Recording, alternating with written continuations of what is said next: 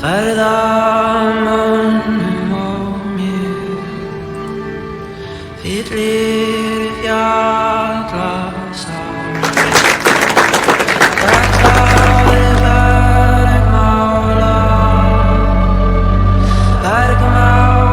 tripping on cigarettes on a different speed because I'm tired of getting copyright shit, right? It's copyright claims all over the fucking place, man. I don't like it, man. I don't like it. Every time you play somebody's music, musicians, where are you? Musicians, hello, stand up for yourself. You want your music to be out there. You want knuckleheads like me to be playing your music, god damn it. Don't tell YouTube to stop striking. Or I got a better idea. If you're a band and you know a band, right, fuck cigarettes. I want to talk to you. If you're like an upcoming band, you got your band, right? Your band is cool. Send me a song, man. I'll play it. Dude, I'll play your song, man, if it's good. If it sucks, I ain't going to play it. But if it's good, I'll play your stuff. That's what new media is all about, man. This is a new economy, man. We don't need the big guy anymore. Fuck the big guy, man. Let's just go for it, man. Let's just do our own thing and swerve around all this nonsense, man. Fucking demonetization. YouTube's a good place. Look, YouTube, respectfully, YouTube gives us a platform and a place to congregate. This is where we all met. We met on YouTube, right? This is where we got our. This is where the rocket took off on YouTube, right? But moving forward, it's like, okay, already. You gotta peel off a couple of crumbs there, YouTube. You can't just take everything for yourself. You can't expect everybody to do it for free, if you know what I mean, right? YouTube, right? Respectfully, fucking come on, man, let us in. I don't know what I'm talking about. But if you've been on YouTube long enough, you know exactly what I'm talking about. So we're gonna play. We got a new game. I just thought about this. So because this interaction yesterday, a lot of it was missed. When I watched the replay, I was like, oh, I should have. I didn't preface the argument as well as I should, but I let the circumstances unravel. This the interaction with a young guy sitting on the steps smoking a cigarette in front of Ferrara's bakery here in New York City on Grand Street, right? Right in the pit of Little Italy. I just walked through Chinatown, and I was walking past Ferrara's, and I see this kid sitting there, smoking a cigarette. He looked like an actor, and he had the Ferrara shirt on, no mask. And I said, "What's up?" to him, and he had a Brooklyn accent. I said, "Oh, I got to talk to this guy, man. I got to fucking talk to this guy. I got to talk to this kid and see what's going on in his mind." And then he said to me, he said something tragic. And that was the point of the video. That's why I stopped and talked to him. He said, "I'm just tired, man, because I haven't worked.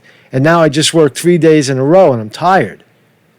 Oh, what a fucking revelation, right? What a revelation that you know how many people are going to go through this? That's what I've been trying to say all along, right? It's how is this thing affecting the people? Right? And here's an example, right? And then his fat boss who's been working every day, right, says, "You almost got him fired." I almost got him fired. I'm the dick. So we're gonna get into it, right? And let's figure out who the dick is. Let's not jump into it and say, "Oh, the fat guy, the fat boss, he's the dick because he's the boss." Well, maybe he might be the dick in the case. Who do I think is the dick? I'll let you decide. I'm not going to decide. It's going to be I'm the dick, because everybody likes to say I'm the dick, because if I wasn't there, then I'd be the dick. None of it would have happened. Right? So I'm the dick. Right? Am I the dick, or is Mike, the handsome actor who's rolling godnolis at Ferraras for a living, right? Is he the dick? Or is he out smoking on a smoke break, or is the boss the dick? So we're going to find out. We're going to dive into something very, very new here on Marcus in the Morning, and we're going to try to find out who is the dick. Not in the chat. We already know who the dicks are in the chat, and Vinny DiMartini and Sterling Price have done a wonderful job getting rid of the dicks in the chat. So don't be a dick in the chat. Being a dick, what does a dick in the chat mean? Dick in the chat means you're not paying attention, man. You're just coming in advertising your own bullshit. Nobody wants to hear that. Nobody wants to hear. People are trying to watch a program, man. They're trying to watch somebody tell a story and you come in here with your bullshit. Trying to take the attention away from what's going on. That's being a dick. That is the definition of a dick. And for that, you get 30 seconds. You get 300 seconds in the box. Right? That's what that's called. Right? And then if you're a supreme dick, you get a little more. Right? So anyway, so Mark's Conte in the morning. I got a website. It is working out. Things are starting to pop up in the Google engine. That's why I need you. I need you to help me. All right, if you can't donate, which a lot of you have, I appreciate that, but you need to be, I need you to be active for me and go to the website, spend 10 minutes clicking around. Click home, click support, click YouTube, click Twitter, click Facebook. And what happens is the engines in these places start to pick up that traffic is coming in from outside of Facebook, outside of Twitter, outside of YouTube. And then you start to spike, the algorithm changes in your favor. You follow, can you dig it? Can you dig what I'm saying? We have to outsmart the IT here, and this is one of the ways of doing it. But it's also cool to be at because all the videos are here, and you can throw some coin in the tip jar, or you can join on Patreon. So let's talk about top stories. Then we'll get into we'll try to determine who's the dick. And I also I feel like the video I made in Chinatown yesterday, walking around, was I always have in retrospect I should have said. So I want to start doing that more, capturing the event, capturing the news event. Which, if you ask mainstream media, they'd look at it and say, "What news? There is no news. No, there is fucking news right in front of your face, and you don't even see it." And that's why we have a niche. That's my niche, right? I see the news right away, man. All I do is I point my bicycle that way. I don't even know where I'm going. I have no fucking idea. I had to be honest with you. I have no idea what I'm doing, right? I don't know. I just, right now, I'm riffing on the news. But when I'm driving around the city on a bike, I have no idea what I'm doing. I'm not bought by anybody. I follow the story. I follow what is going on in this goddamn city locked down from a frivolous bullshit story of Coronaville. Right? It's Coronaville. And that's it. That's all I do, bro. That's all I do. Good morning, Sterling Price in the house. Good morning. Me So Hungry. I love that name. Me So Hungry. Vinny DiMartini on the wrench. Miss Chicago's here. And Creative Revival. Creative Angie TV. And I think I saw Nathan Purvis up there. Creative Revival. Joanne Monkey. Angie TV. Devotee. Cosmeta.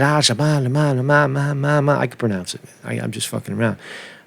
Jassy Willies. I got the clap machine for when we do the George's son is here. All right, so before we start to do that, I want to let's just skim the news, right? So Joe Biden. Oh, Joe Biden is going to be the president.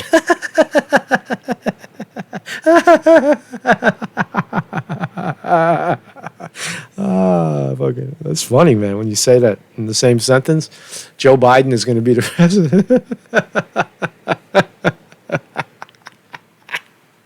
So ridiculous, right? Fucking Joe Biden ain't going to be no president. Joe Biden is not even going to. Joe Biden is an idiot. He's not an idiot. He's an old guy. He's an old guy, and his brain is gone. So Joe Biden is gaffing away right here. Right? So let's hear him out, and then we'll determine if he's out of his mind. This is not a moment for excuses or deflections or blame game. We're in the middle of a pandemic that had cost us more than 85,000 jobs as of today, lives of millions of people. Right there, that's incorrect. It cost millions of jobs, and the 85,000 is the death number. He got it backwards. Right? So he said 85,000 jobs and millions of dead. He got the numbers backwards. That's why mainstream media is jumping on. Listen to him one more time. This is not a moment for excuses or deflections or Okay. blame game. We're in the middle of a pandemic that had cost us more than 85,000 jobs as of today. Lives of millions of people, millions of jobs. Millions of jobs. Now it's millions of people. Joe, what are you telling? It shows. Let me finish. I'm sorry. And we're in a position where, we just got new unemployment insurance this morning, numbers, 36.5 million claims since this crisis began. All right, so he flipped. Here's the deal. That everybody's saying, "Oh, Joe Biden, major gaffe," where he flipped the number. The 85,000 number is how many deaths, and he said that's how many jobs lost. What does it say? It says he's not a dick. He's out of touch. He's not running for anything. He's not out there ambitious about being the president. If it gets handed to him, he'll take it. He's just an out of touch old guy. He shouldn't be running for office. He should be looking at retirement, maybe a nursing home, maybe a bib, a diaper, that sort of thing. You shouldn't be talking about presidency. Fucking Joe Biden. Fucking Joe. Excuse me. So that was rude. Sometimes it's rude. Sometimes it's not. Sometimes you just gotta do what you gotta do, right? So check this out. Watch UK chief medic confirms that COVID-19 is harmless to the vast majority. Wow, man. Really? That's fucking crazy. Is it? I thought it was deadly. Let's listen to the chief medic in Downing Street, London. Listen to this. Amazing. Watch this. Clearly is a very serious epidemic, but equally the fact that actually the great majority of people will not die from this. And I'll just repeat something I said right at the beginning because I think it's worth reinforcing. Most people, a significant proportion of people will not get this virus at all at any point in the epidemic, which is going to go on for a long period of time. Of those who do, some of them will get the virus without even knowing it. They will have the virus with no symptoms at all, asymptomatic carriage, and we know that happens. Of those who get symptoms, the great majority, probably 80%, will have a mild or moderate disease. Might be bad enough for them to have to go to bed for a few days, not bad enough for them to have to go to the doctor. An unfortunate minority will have to go as far as hospital, but the majority of those will just need oxygen and will then leave hospital. And then a minority of those will end up having to go to severe and critical care, and some of those, sadly, will die. But that's a minority. It's 1% or possibly even less than 1% overall. And even in the...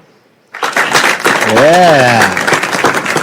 Wow, the English medic. Oh, my God, he spelt it out. He said it's very, very low death. Whoa, is this a turning point? Chief medic? This is the equivalent in the U.S. of Fauci. Fauci here is screaming vaccines. Everybody needs an injection. Shoot them up. Right? That's Fauci. That's our chief medic. In England, the guy's saying again that the vast majority of people will be unaffected by coronavirus. And if they get a little sick, it's a very fractional percentage of people. Oh man, what a revelation, right? That's some good shit. Let's see what else he said. I didn't watch the whole thing. In the highest risk group, this is significantly less than 20%, i.e. the great majority of people, even the very highest groups, if they catch this virus, will not die.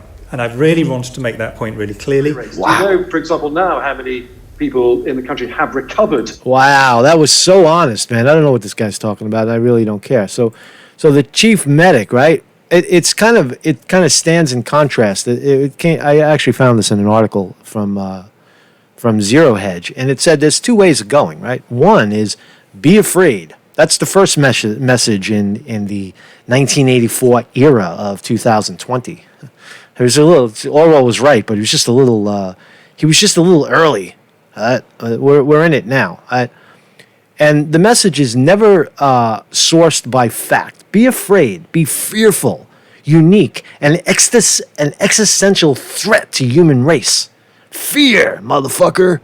This message is never sourced in facts because the facts about the virus don't really support it. That's where we are. That's our government.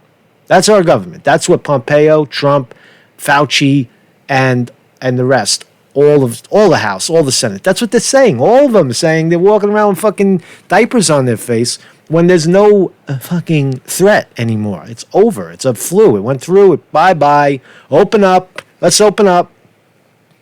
So it's never based in facts of other people and fake news. Right?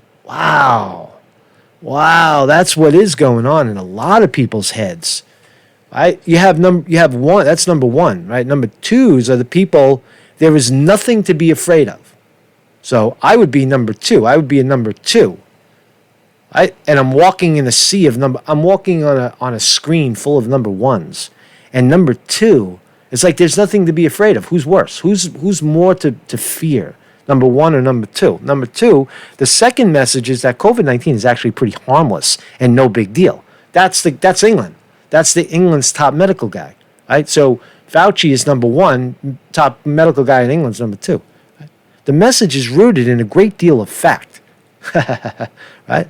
Because, as we have pointed out since day one, pretty much all the data coming out about the virus supports exactly this conclusion, that there is nothing to be afraid of.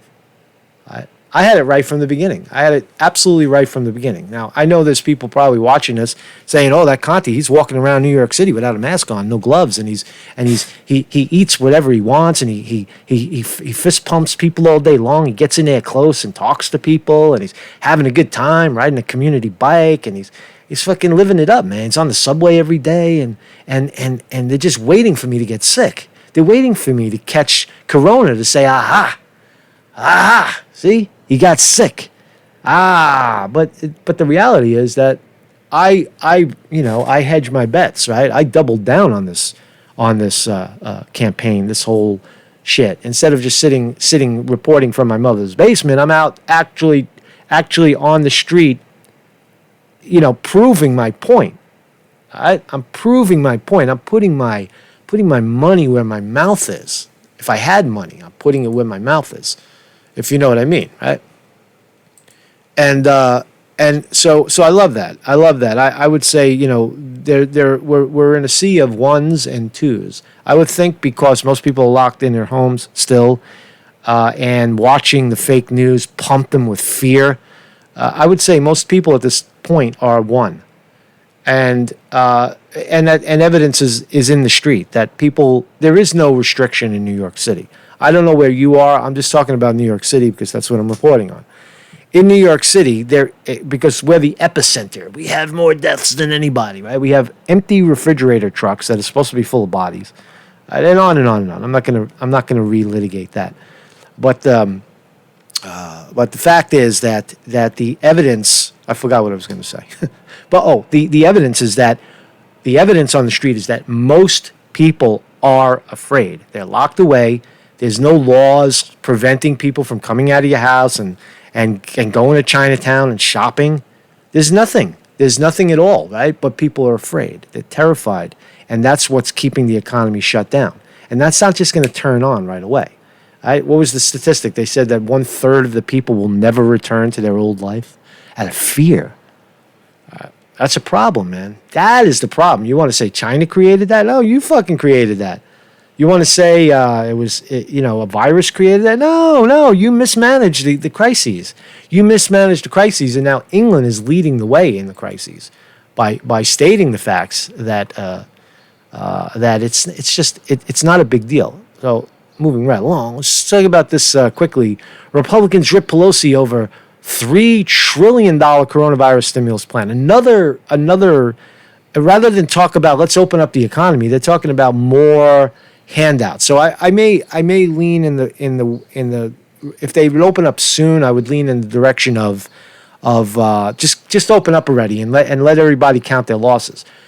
But if it continues month after month, and you're going to keep restaurants closed all the way into the midsummer, in the dead of the summer when nobody even wants to come to New York anymore, when it's fucking 100 degrees out, you better pay these people because your decision to close everything is based on no fact and no evidence whatsoever. So pay me, motherfucker, or I should be allowed to open my business. But here's what the Republicans said about the newest stimulus package. It's pretty funny. So much of what's in this bill simply has nothing at all to do with the current crisis.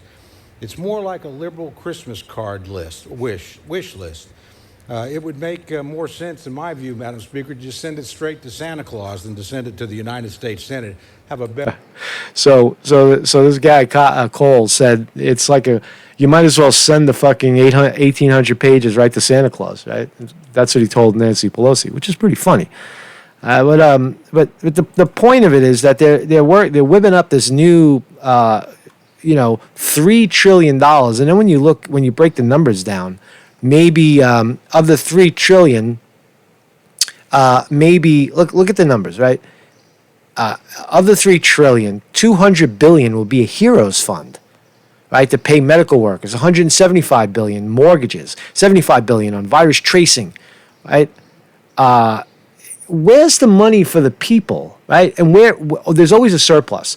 Then when they say $3 trillion, right, and then you add up the numbers, and it's like it's like $900 billion. Where's the other $2.1 trillion going? Oh, that's the oligarchs. Take that. They take that for themselves. It's like, oh yeah, well we're handing out money again. Oh, we're handing out money. Okay, I need some money, and they step to the front of the line and they take the lion's share of the stimulus. They always do. This is not going to pass. This is a preliminary thing that the Democrats, the House passed. They're going to throw it at the they threw it at the Senate. Senate threw it in the garbage, and Trump, I think, even laughed at it. But there probably will be. The longer this goes on, I bet there will be another $1,200 check for everybody and that kind of shit. So anyway, it doesn't even matter. It's not the top story. We already know the politicians are stealing. That they're cutting the oligarchs all the money. Right? Everything is still on. Everything is still functioning. And then somebody made the comment yesterday. I was on an empty subway, or I'm walking down Times Square and all the lights are on and there's police and everything is there. Who's paying for it? Right? They never ask who's paying for that, but they find a need to jack up the price of the subway, for example. A lot is being revealed in this tragedy. A lot is being revealed about our economy. Right? Think about it. A lot. I have an article that says God has stepped in. That's right. God. Coronavirus, a message from God to change ways. 2/3 of America believe it. 2/3 of America believe. Did you hear that? 2/3 of America believe that the coronavirus is an act of God to change people's ways. Wow. I think there might be some truth to that. But we're not there yet. We're not quite there yet. So thank you. I think your name is Dylan. I'm so sorry. I forgot your name. Somebody just sent me this and made a nice contribution. I apologize. I didn't write it down. If I don't write it down, I forget. And pointed this out. This is an interesting. I'm not doing the article because someone made a donation. No, I'm not. That's not the point. This is really funny. I would have never found this. Right. So kids in East Africa. This is good. East Africa are having their hair done to resemble coronavirus to raise awareness. That's fucking cool, right? That was fucking awesome, man. Look at this kid. Little kid, right? It's got the right hair for it, right? The hair is just like and it looks like a corona bug, man. Awesome. It's awesome. I don't like the message. I don't like the fact that this is in Kenya, East Africa. So coronavirus has revived the hairstyle in East Africa. Am I going too long, man? I know I want to get to the main shit, but we'll get there. We'll get there soon. So anyway, there's the coronavirus has revived a hairstyle in East Africa, one with braided spikes that echo the virus's distinctive shape. The style's growing popularity is in part due to economic hardships linked to coronavirus. It is cheap, mothers say, and helps with the goal of spreading awareness that coronavirus is real. Wow. So let's look at some of the pictures. That's some cool hair, man. I would do it. I have long hair. I could do that. I could do that. Maybe the punk rock kids should do that, right? Fucking punk rockers should have coronavirus hair, man. Awesome. See some more pictures. Look at that shit, man. It's awesome.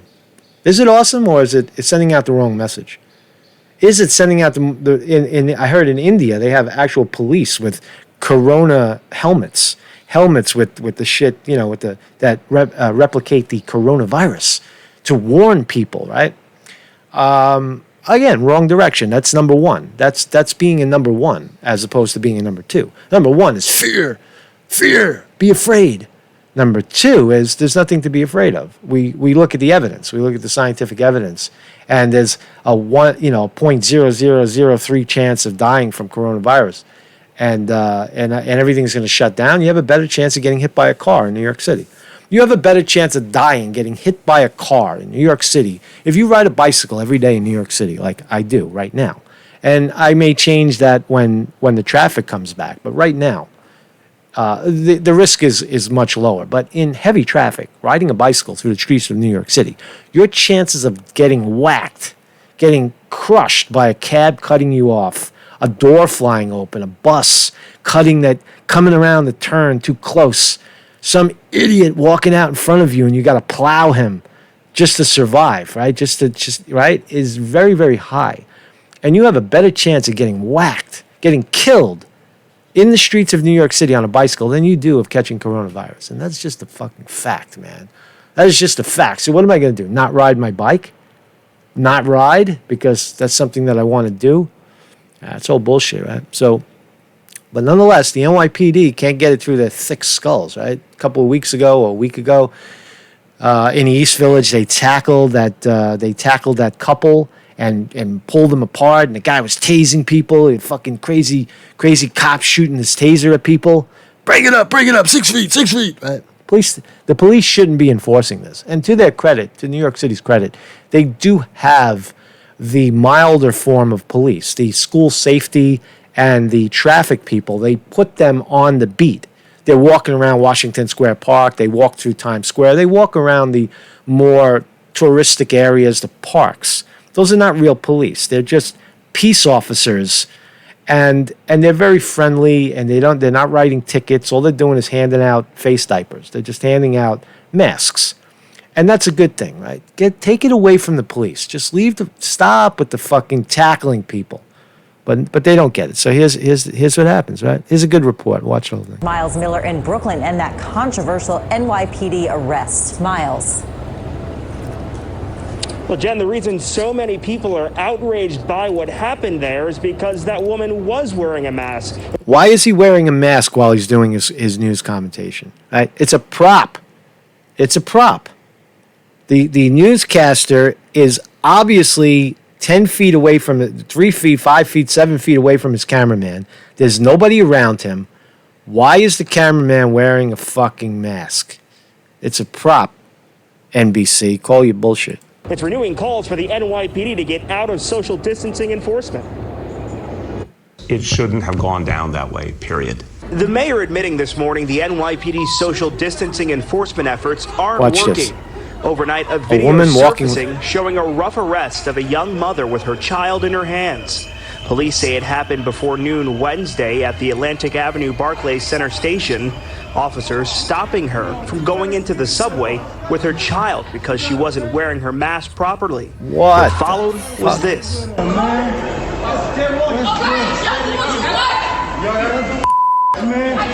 The woman identified as 22-year-old Kalima Rosier, yelling at the cops to get away from her. As they tried to escort her out of the station, things got physical. That's too much, man. To say the least, whatever else was going on in that video, whatever else was happening in that moment, we should never have a situation where a mom with her child ends up under arrest for that kind of offense. Totally agree with that. Totally. Police say the arrest was justified. They say she hit a cop when they attempted to grab her to put her in handcuffs. Bullshit. That she pretended to hit it. You're talking about a mother with her child. You're talking about a mother. She was charged with disorderly conduct, resisting arrest, and harassment, and giving a disappearance ticket. Police Commissioner Dermot Shea said this morning the woman threatened to cough on the officers. That one hits me. That hits me viscerally. It really does. That disturbs me. That cops are tackling a woman with a kid. That kid is 3 or 4 years old, and watching her mother get tackled by the police. Shit is crazy out there right now. People are fucking confused. You're tackling people over a mask. That is just. It's just so absurd, man. It's absurd. It's disgraceful. It's wrong. The woman is in the right. It doesn't matter. People are walking around with mental illness right now. They're scared. And cursed at them. What we want to do is educate people. We want to get compliance, but we want to do it without the use of summonses. Shea said the woman told cops she was under a lot of stress when she snapped. Remember how stressed people are.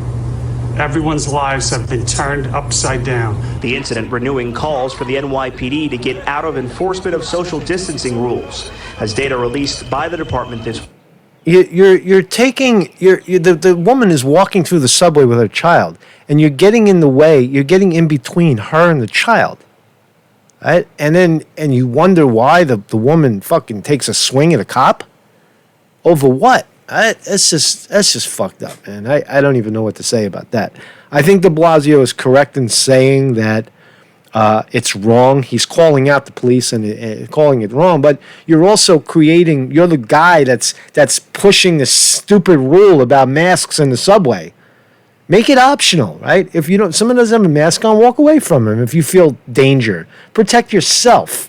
It's not my responsibility to protect you. So it's a stupid rule creating this, de Blasio. So you're not fucking innocent. You're a dick because you're allowing it to happen. It's your city. You can tell people take the masks and throw them in the fucking garbage. And this is what happens, right? It's not over yet.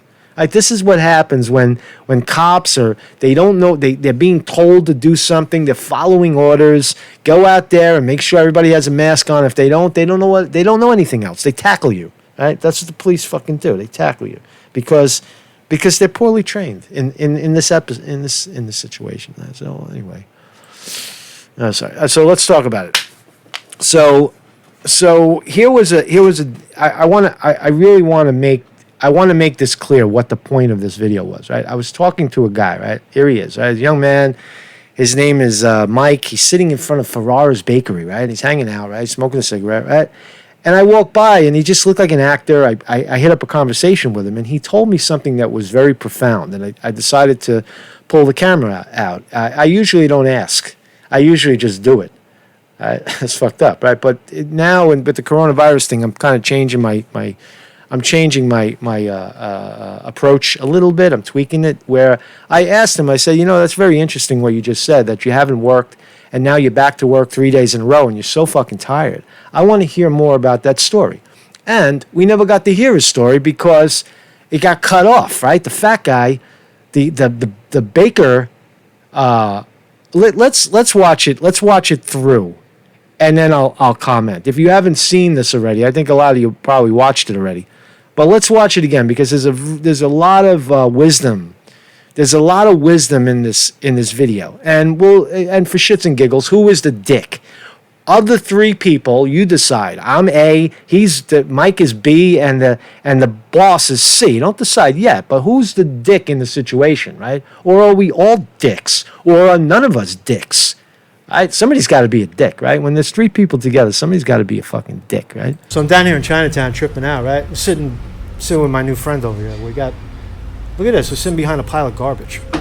This is fucking garbage, man. That's a ticket right there, by the way. I should have threw that in his face.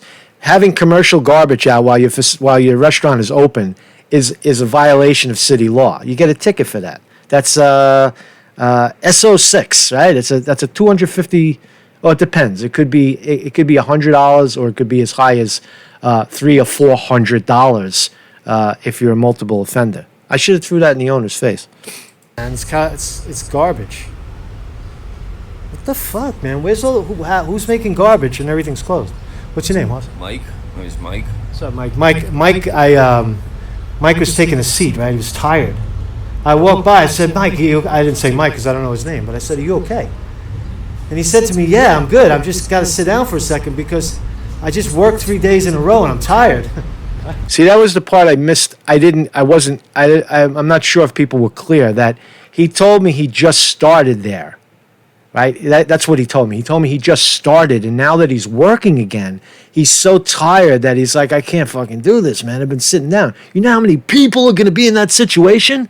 Do you know how many people are stuck right now where they're not moving, they're not listening to bosses scream at them, they're not go, go, go, go, go. Everything is going to change when they finally go back to the workplace. And Mike is the example of that. So far, Mike is honest. Mike's not a dick. Mike might have been at fault not telling his boss that he was outside smoking. So let's find out more. Right? Hold on, I see my boss. Oh, the boss is over there. Okay. So you didn't even get to hear his voice. He's got this Brooklyn accent. How you doing? And he looks like that's probably why they hired him, because it's an Italian bakery, and he's a kid from Brooklyn. He looks good. He's got the hat on. He's got the shirt on. He talks like this. How you doing? He's like a John Travolta kind of kid, right? It's perfect. He's perfect. That's why they hired him, right? Now the fat fuck is trying to say he's lazy. Let's find out. That's okay. I was talking to Mike. I was making a funny video. I'm sorry. Can I bring you into my frame? You're probably funnier. You charge you for you're his agent. So what's up, guys? You guys are. I want you to know what he's saying because it's hard to hear. My frame. You're probably funnier. You charge you for you're his agent. Charging per minute. All right. So he's making a joke. All right. The owners. He starts off making a joke. It's a joke. He's a nice guy. He's joking around, right? He doesn't need the fucking kid. He doesn't need the money. He's the grandson of Ferrara's, the fucking bakery. It's been there 100 years. The guy's got millions of dollars. He probably lives in a mansion in fucking Staten Island somewhere, right? Probably. Agent? So what's up, guys? You guys are open again? Now you're not interested? Okay. I love you guys. I eat you. And that's where it got ugly. He said, you almost got him fired. He said that to me. You almost got him fired. Who's fucking him? I don't know him. I'm talking to somebody on the street. I almost got him fired. All right, that's all right. So there I take a defensive position. He accused me of getting the kid fired. All right, is he a dick right now? Yeah, right now he's the dick. All right, because the kid is just hanging out. I don't know the kid's story. What the fuck do I know? I'm just walking by. Right? Am I the dick for talking to somebody on the street and filming, doing my work of reporting? No, I'm not the dick. I'm within my rights. I know the law. I know my rights. I'm within my rights to do what I'm doing. Right? So that's where we're at right now, right? He says to me, you almost got him fired. All right, here's my response. For what? Talking? I don't know.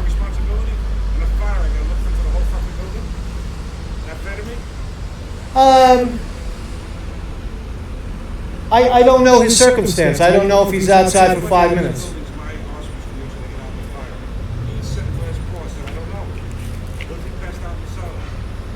Oh, so he disappeared and you didn't know where he was.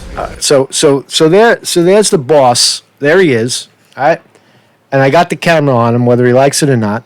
He's outside having a cigarette, and the kid was outside having a cigarette. And his argument was ridiculous. He said that he had a fire years ago in the basement, and he needs to know where everybody is.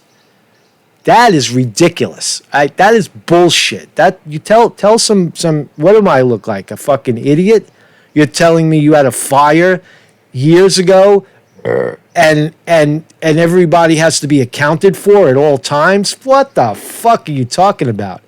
That's what I should have told him. But again, I didn't. They're nice guys. All right. I don't know the situation. I don't want to fight with the guy. Why? For what?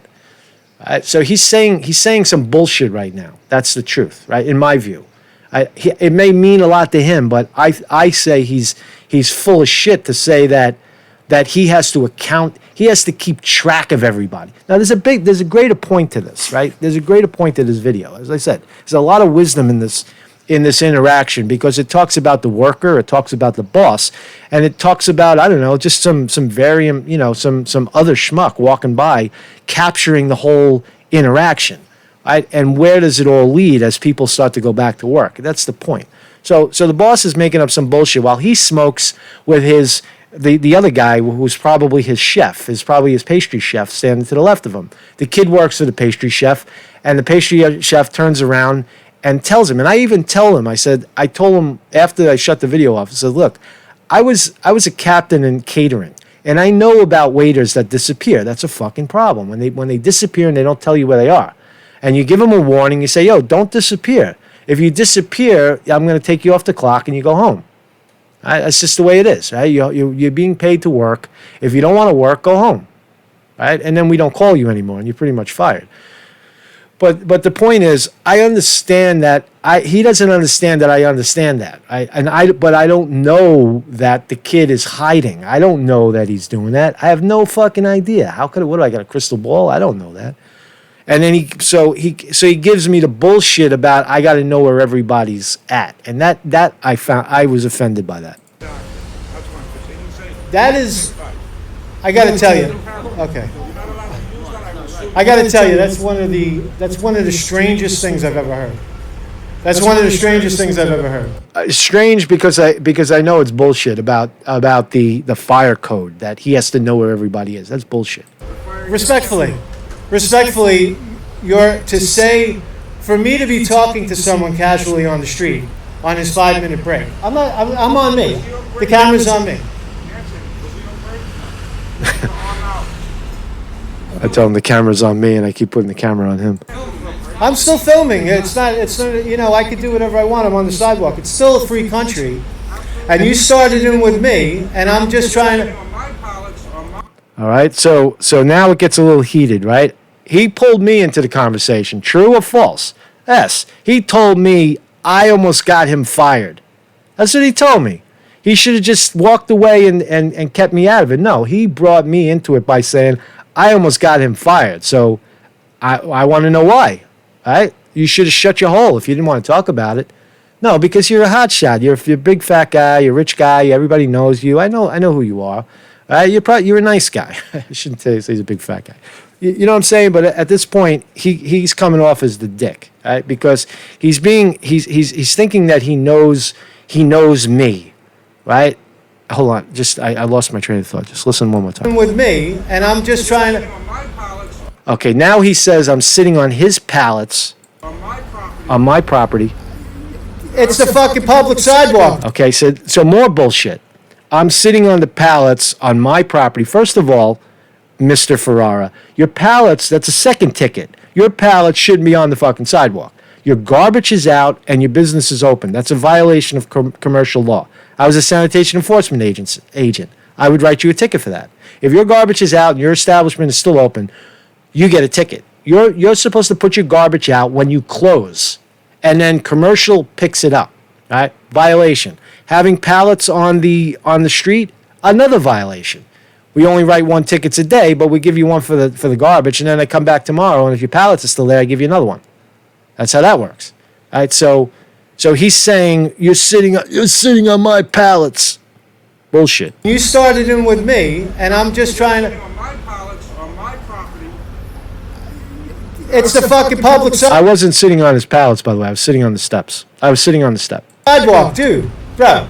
No. It's the public sidewalk. Don't give me that shit. I'm gonna put this shit back up there in the car. Okay? You're a good guy. I know you are. I can tell you're a good guy. And he's a good guy too. I don't know you. He's new to Ferrara. Oh. Okay, so right there I find out that he's new. You see the plaque in the background? That's his grandfather, by the way. He showed it to me later. He says, that's my grandfather on the wall watching us all. He is a good guy. He's a stand-up guy. He's a really nice guy. So now I find out that Mike just started. And now the whole thing makes sense. It's like, well, I knew that he just started. I knew that he just started, or maybe he was just coming back. That part of it I didn't really know. But here's a kid who's tired. We never heard from Mike. Mike is just a dumb waiter that's hiding. because he's tired and he's afraid to tell the boss, you know what, I haven't been on my feet for 10 hours a day in a long time. You think I could sit down? This is fucking hard work. All right, and you know what, in a management position, which I've been in, if someone told me that, if I know someone's green and they've never done this before, because if you work one shift in catering in a busy party, it kicks your ass if you're not ready for it. If you don't know what you're doing, you will wipe yourself out. And I know that. You got to learn how to pace yourself. Right? And I would say, okay, you're green, and I would say, this person's burnt. And I would give you something easy to do. Not because you can't do it, it's just you're not there yet, right? And you will be there. Right? That's a understanding manager. That's how I would have handled that. But the kid's afraid to talk to the guy for some reason. Why? Because he's a dick. He's being a dick. He's big me, little you. You want to work? You can't work. What are you, fucking lazy? Get out of here, kid. That's what it is. And he doesn't talk about the fact that everybody around here, how lucky he is to still be in business. Right? Getting my point? Giving him a chance. He almost just got fired. What did I tell Paul? This is before I met him. I don't know if we can trust him. He's constantly scaring. Oh, okay. Well, you walk in the middle of a conversation, you think you know it all, and you don't. And now he takes a stab at me. You walked into a middle of a conversation, you think you know it all. Now he's calling me a know-it-all. That's 3 dicks. That's three fucking dicks right there. But he's still not the dick yet, in my view. Okay. All right, fair enough. Fair enough, but we had a fire a year and a half ago to get everybody out at 7 o'clock. But here's the deal, right? And then he runs that shit again about he had a fire a year and a half ago. He had to get everybody out of the building, and he can't have anybody unaccounted for. That's total fucking bullshit. That's total crap. That's a bullshit line. A guy walking by, do I know that? Do I know? I think you guys know each other. No, I don't know. You're doing a video with them. No. Right there, right? So he's under the impression that I know him. I know the kid Mike, right? Which is false. I don't know the kid. I'm just doing what I do, right? I walk around, I talk to people. No, that's what I do. I'm a reporter. Common sense. Okay. I'm hanging out with his friend. Hi. Okay. I got you. That's a misunderstanding because I don't know the guy. Never met him. And I really, really appreciate you talking, man, because good conversation is hard to find in this fucking. Now I take it the other way. I take him down a little bit. Rather than fight with him, I understand that he made a mistake. He made an error. Let's see if he changes. He made an error. He said that he thought I was the kid's friend hanging out, pulling him away from the job, which was not the case. I'm telling you. It's fired 7 o'clock in the morning a year and a half ago, and come and get everybody out. Wow. You know that I lived. Count everybody in the building right now. Right. Can I bring it? Joe's and Shaw. Right. Trying to bring him into the frame. If they're not here, you and Tony would talk. They wouldn't know how to go look for people in fight. So there's a regard system. I lived in Chinatown. I lived on Grand Street. We're on Grand now. I lived on Grand Street when the buildings burned down across the street. You remember when the buildings burned down across from the fish market, the two buildings 10 years ago? Smoke. Well, right. There's a couple of them. But I hear you. What's that? It might have. And that was the funniest thing. Nobody heard what he said except me, right? I didn't comment on it. He said the buildings burned down in Chinatown, and you know what he said? He said, "What was it? Jewish lightning?" Well, listen again. Listen carefully. Smoke. Well, right. There's a couple of them. But I hear you. What's that? He said it was Jewish lightning. Jewish lightning is an insurance job. I had to fucking, I don't know. I don't know what happened. I don't know. We came in and we saw smoke and the whole building was on fire. And yes, we are insured. We have our insurance policy, and we'll call the lawyer today and we'll get our insurance policy. But I don't know how the fire started. No, we don't know. I don't know. We just come in and we see smoke. It's Jewish lightning. It's pretty funny. It might have been. It might have been. Yeah, they don't know, but it was very convenient. It's very convenient, guys. Good talking to you, man. Thank you. I'm sorry if I caused the problem. I'm going to come back and buy I'm going to come back and buy a cannoli. All right, so there you go, man. That's the whole thing, right? It's powerful, right? So who's the dick? Am I the dick? Let's get me out of the way. Am I the dick for walking by, talking to people. A good-looking kind of Hollywood-looking kid sitting on the steps of Ferrara's at the Italian bakery in the heat of the height of the COVID-19 thing, right? Is it wrong for me to ask him or talk to him? I don't think so, right? Was I a dick to the owner? No, I heard him out, right? And I should have said, you know what? Be honest with you, have a great day, but you're a fucking dick. I could have said that. I could have taken it that way, but I didn't. I showed him the little bit of respect, maybe so that he wouldn't fuck with the kid. Right? That was really what I was thinking. Right? Why do the kid got stepped into it. So I don't think I'm the dick. Right? I think I'm out of that. All right. So number 2, is the kid a dick? That's something we don't know. That's the unknown in this. The owner is being a dick. Right? He's being a dick for a good reason. Now, is he demanding too much from the kid? Is he insensitive to the kid's needs? Right? He's the boss. This is all going to come into play as we go forward and people start returning to the workplace. That kid is like, I don't know if I could do this, man. He's probably saying in his head, I don't know if I could do this. I like it. It's fun, and it could be a fun job once the tourists come back and they want to take a picture with you. You handsome New York kid with a fucking Brooklyn accent. All right, they want you. It could be a fun job, but right now it's just a grind, right? And you got a mean fucking boss. So we don't know. The thing that we don't know about the story is how many times did the kid disappear on the pastry chef and the owner? How many times did he do it? And how many was he warned? Right? He did it once. Once is funny. Once is like, bro, you can't. When you work here, you can't walk away without telling somebody where you're going. You're taking a break? Fine. You got to go to the bathroom? Fine. Tell me you're going to the bathroom. Go ahead. Go to the bathroom. Well, you don't even have to say that about bathroom. That's the one thing you don't have to do. But in general, you don't walk away from the job. What if the sous chef he's doing something in time and he needs you right now, right? And he doesn't know where you are, and you keep doing that. You keep disappearing. You're not worth anything. You're aggravation in a kitchen like that. Right? So I get that part of it. I understand that. So we don't know how many times the kid walked away. Right? Was it once? Was it twice? Right? Is this how they train you? Is this who they look for? Weak people that will, jump and never take a break? And is he a cocksucker of a boss? We don't know that either. But so that's all I wanted to say about that. Right? So who's the dick? Who's the dick? Is the kid a dick?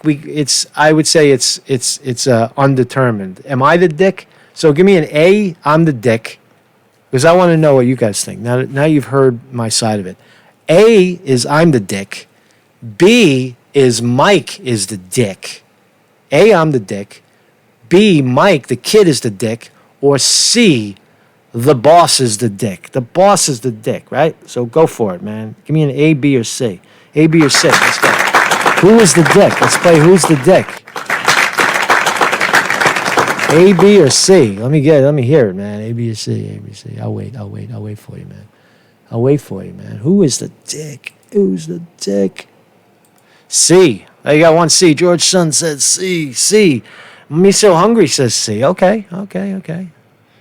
Chris Mike says C. D, no dicks. All right, TV. I forgot about that one. D is no dicks.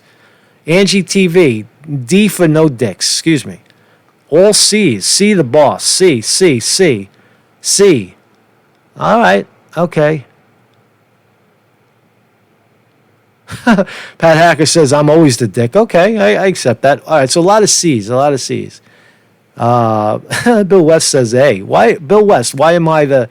you know what? I'm not going to dwell on the negative. You can have your fun. Take a poke. Okay, you took a stab, right?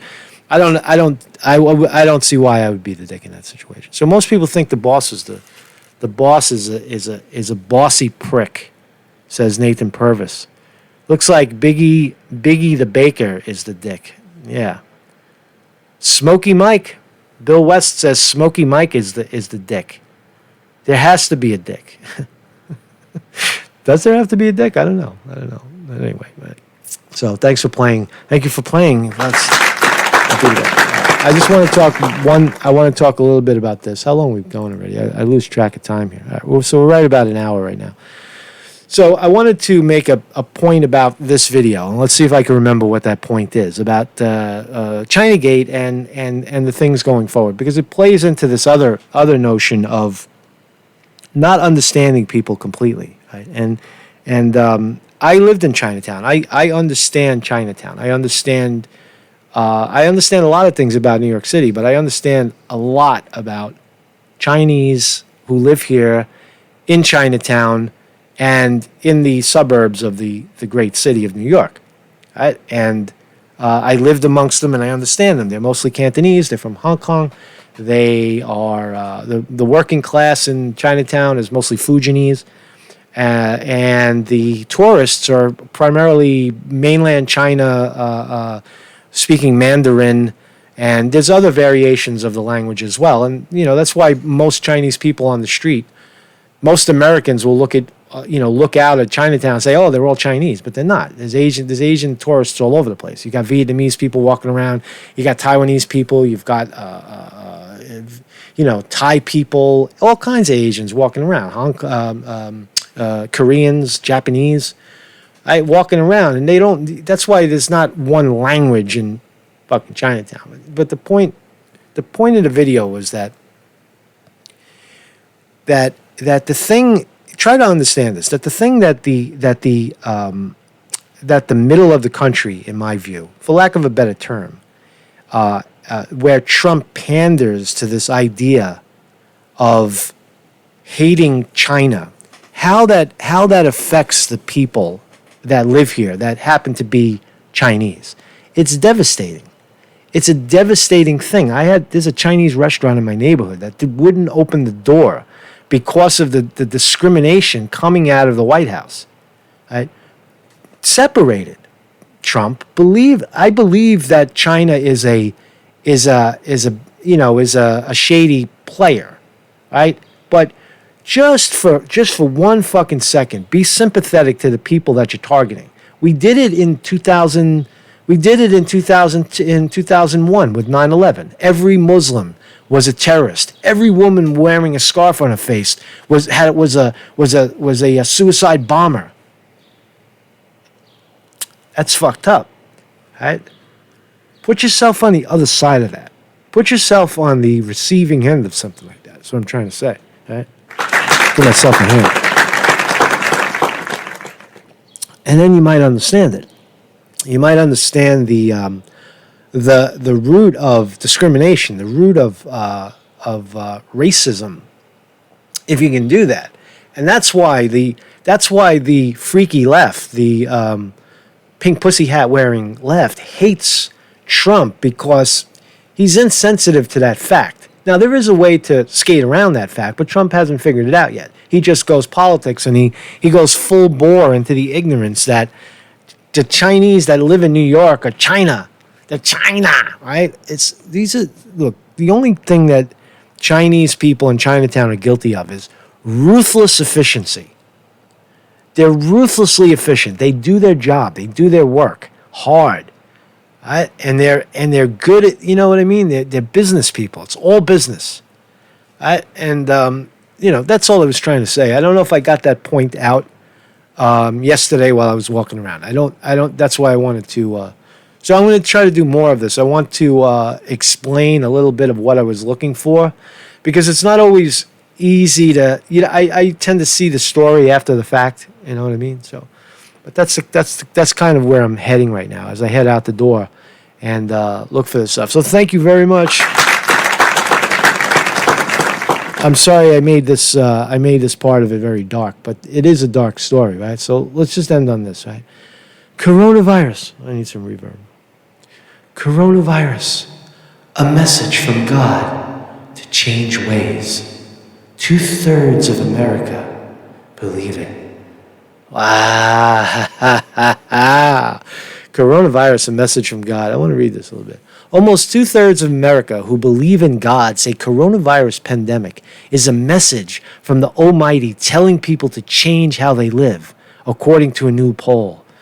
Wow. I don't think C, the owner, the wealthy owner of the popular pastry joint in Little Italy agrees, right? That it's changing. He hasn't changed, but the kid had a change of heart. Nobody there had a change of heart. I had a change of heart. I was able to. There is a change of heart going on. That's the story, people. That's the story right now of our time. Those polled identified as evangelistic Protestants were the most likely to believe strongly that the virus is God warning humanity to change their behavior. The survey conducted by Associated Press. Some 43% of evangelist Protestants believe the virus is a message, while 28% of Catholics and non-critical blacks and Latino respondents were more likely than their white counterparts to believe the pandemic is a sign of the above. See, on this channel, we believe it's a sign of corruption. Right? We think that it was set up by the oligarchs. But here's the thing, right? And I'll leave this article here, because that's really the whole thing. That 2/3, 66% of the country believes that this is an act of fucking God, right? Wow. All right. So the takeaway is, right? Are we seeing a cosmic shift on the ground? Are things? What did the oligarchs choke themselves? I'll say that. Did the oligarchs? Did they bite off more than they can chew by scaring people, and then shutting everything down? And the one thing that they didn't calculate, the one factor that is still unknown, is will people accept unacceptable behavior again? Because if they don't, now you have a revolution. Right? Now you're looking at a cultural revolution where people. So you can't have a revolution until there's a psychic change. That's just a fact. People won't change until there's a fundamental shift in their consciousness. Right? A drug addict will continue to do drugs until he dies, unless he has a cosmic switch that changes his fundamental view of what he's doing, and then he never does it again. Right? And that's an act of God. That's what it is. For lack of a better term, there's no way to explain that. Where like a switch goes off. Right? For me, it was vegetarian. Right? It was also drinking and drugs many, many, many years ago, over 25 years ago. But the one that's most memorable is vegetarianism, where one day I was watching a pig slaughter video, and this is for me. I'm not preaching. And it occurred to me that it was murder. It was taking life. I'm a little tired. That's why I get a little choked up when I talk about this shit. Is that, and it's a good place to be. It's good to be a little tired. And it occurred to me that the pig didn't have a say in his own life. That there was something insanely wrong about rearing a little animal for 6 months, feeding it and then killing it and eating it. And I had a psychic switch. I had a psychic change, and I never ate meat again. Right? That was maybe 10 years ago, right? And that's what I think. That's what I think the oligarchs didn't plan on. This is working theory. We'll see more as people start coming out of hiding, but plenty of evidence to suggest that people are terrified right now. So to have people had the required psychic change to create genuine change in this country and stop hating each other, right? I don't see the hate on the street right now. The brave people who think it's just bullshit are out and happy and interacting, and there's a kind of a revivalistism on the street, something revived in people. That's what I sense as I move around the city. There is fear, but not the people that are out are not as fearful. I think they're more friendly than fearful. So that's the story of our time, right? Did the oligarchs choke themselves? Were they planning for a cosmic shift that really fucked them? Right? Because that's what I would like to believe. I think that's very possible to what just happened. I'm going to play this. I hope I don't get strike. I need a solution for the striking, man. So thank you very much for joining me. Thank you in the chat. Marcus Conte in the morning. I hope I wasn't too hot and heavy on this one. I just wanted to get that point across of who the dick is. I think in the sense D that nobody was the dick, really. It's misunderstanding. It's people miscalculating that times have changed. Times are changing. That's what we should be playing. Once upon a time, you dressed so fine. You threw the bum a dime in your prime. You never thought you'd be out on the street. Living hand to mouth, right? That's what's going on right now. It's a revolution. Is this the revolution, Bernie? Where's Bernie Sanders? Where's Bernie Sanders when you need him? Bernie, we're having a revolution. Oh, Bernie. The oligarchs don't care. Yeah, I don't know. They only care when they're at the firing squad, Bill West. I agree that they don't care, but when the faucet, when people stop cooperating, they will care. They have no other choice. They're not stupid. They pivot. They pivot. That's what they do. And you got to catch them before they do it, man. Thank you everybody, man. Liz Rivard, Angie TV, Bill West. Thank you always for your commentary. Vinny DiMartini for the fine moderation that he does. You can't have a chat without moderation. I found. And Vinny has led the charge. Thank you very much. Vinny and Sterling Price as well. Sterling Price is one of the founders of this site. Has been here from the beginning. What is it now, Sterling? Almost like 3 years later, we're still here. We're still doing this, right? It's amazing. It's amazing shit happened. Tobacco Rose, new to the crowd. Thank you, Jeff. Hang all treasonous pricks is here as well. Thomas Robinson, J.J. Wolf, Miss Chicago, Anna B., Georgia Sun is hanging in there. Pat Hacker telling me what time it is. Jason Walsh, Weaver Boy. So thanks everybody for sharing. Time to get to work. If this isn't work already, double down. You got to double down in the crises, man. You got to get real, man. Get real. Let's make a run for it in real media. Become a Patreon of this channel, man. Become a Patreon of this movement. I'll hire people. There'll be more of me. There'll be other guys with long hair and funny glasses and baseball hats walking around the city interviewing people.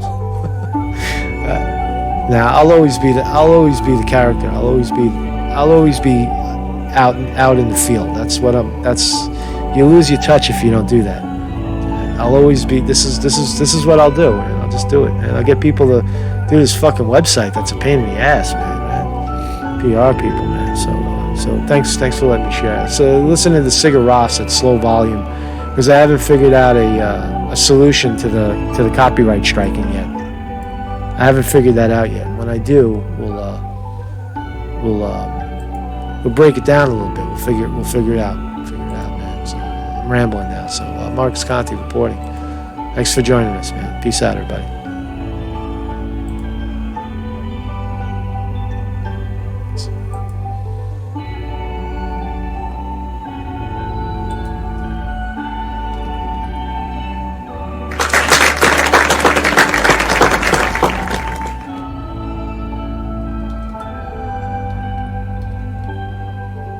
That clap was for you. Thanks for watching.